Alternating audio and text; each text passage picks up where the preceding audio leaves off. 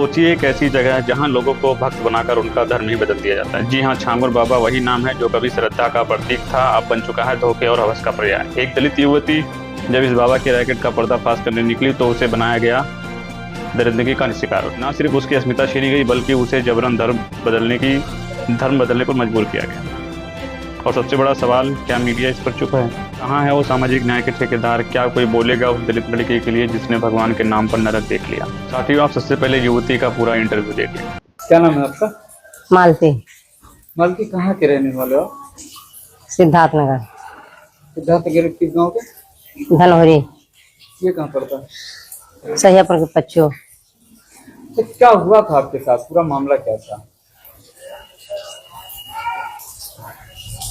उतरौला हम गए कपड़ा लिए महबूब के दुकान से, घरे लाके देखें तो कपड़ा फटा रहा, वापस करे गए तो वहाँ मनैन के रहा लड़का, कैसे हम वापस ना कह पाए, इनके घरे चली जाओ महबूब के, ना हम पैसा दे सके थे ना वापस दे सके थे, वो नहीं पैसा दे सका थे वो नहीं वापस दे सका था। तो हम पूछत महबूब के घरे चली गए। वहाँ छांगुर बाबा बैठे रहे, नीतू रही और महबूब घर में सोवा रहे। तो हम कहें कि छांगुर बाबा के घर यही है? कहें हाँ। हम कपड़ा बदले आए हैं, कपड़ा कटा फिटा है। तो गए तो छांगुर बाबा से मुलाकात है। छांगुर बाबा कहें, हम छांगुर बाबा से पूछें कि कहाँ गए महबूब? कहें महबूब भाई सोवा है। हम कहें उनसे मुलाकात कराए थे, हम कपड़ा वापस लेके आने, कपड़ा हाली क्यों बदलना है दुकान वाले। तो कहीं ठीक है महबूब का हम बुला दे नीतू। तो नीतू बुला के लाइन, नीतू नीचे चली आई और महबूब छांगुर बाबा भी नीचे चलाए। महबूब हमें पकड़ ली और नवीन पकड़ ली। उसके बाद में कमरे में लेके गए, हमारे साथ गलत काम हुआ। नीचे आए, छांगुर बाबा से हम बोले कि छांगुर बाबा तार बच्चे हमारे साथ बहुत गलत काम किए। कहीं तो क्या हुआ? कुछ नहीं गलत हुआ, हमारे धर्म में आ जाओ, मुसलमान हो जाओ, सुखी रहो, संपत्ति पाइबो, आराम रही, पैसा कौड़ी रही। मुमकिन नहीं, एक हम नहीं करबे। तो कहीं ठीक है जाओ, हमार कुछ नहीं कह पेबो, ना पुलिस ना दरोगा हमार कुछ कह पाई, ना बनाए पाई, ना बिगाड़ पाई, जाओ। हम गए थाने पर, यहाँ दरखास्त छोड़े, थाने वाले सुनवाई नहीं कहें। उसके बाद में हम सीधे चली आए घरे। घर से कुछ दिन देखें तो गए लखनऊ से हमार सुनवाई है।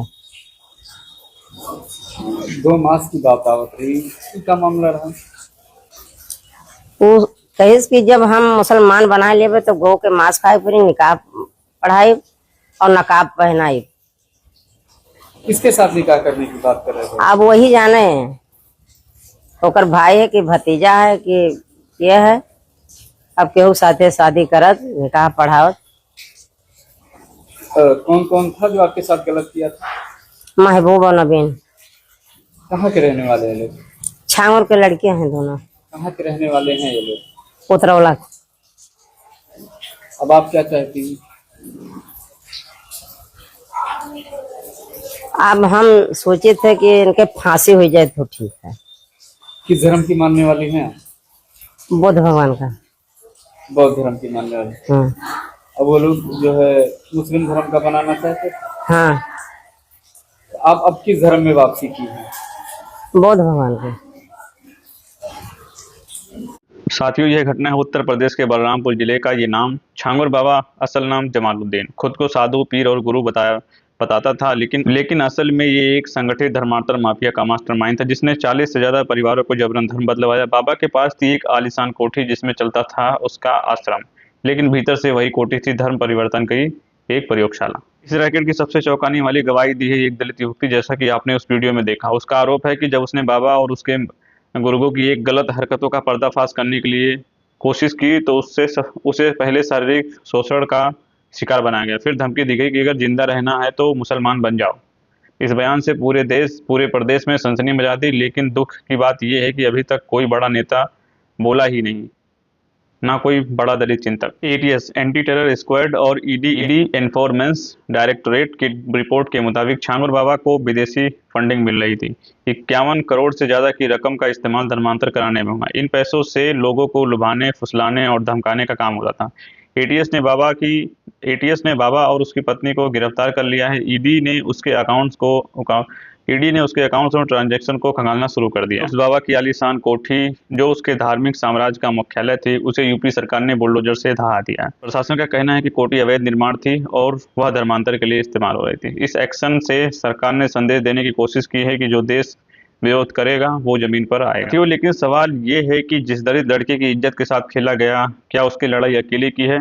कहाँ है वो लोग जो हर बार दलितों पर अत्याचार की बात करते हैं? क्यों इस बार बड़े बड़े ट्विटर हैंडल, एनजीओ, बुद्धिजीवी सब चुप हैं? क्या पीड़िता का धर्म देखकर इंसाफ तय होता है? साथियों, वीडियो आपको कैसी लगी? आपका कोई सुझाव है तो हमें कमेंट सेक्शन में जरूर बताएं। वीडियो पसंद आई हो तो एक लाइक कीजिए, अपने दोस्तों के साथ शेयर कीजिए। हमारे चैनल पर नए हैं, पहली बार आए हैं तो हमारे चैनल को सब्सक्राइब कर लीजिए, क्योंकि इसी तरह के इन्फॉर्मेटिव वीडियो हम आपके लिए लाते रहते हैं। तो मिलते हैं किसी और खबर के साथ, तब तक देखते रहें इंडियन विजय टीवी में आपके साथ विनय।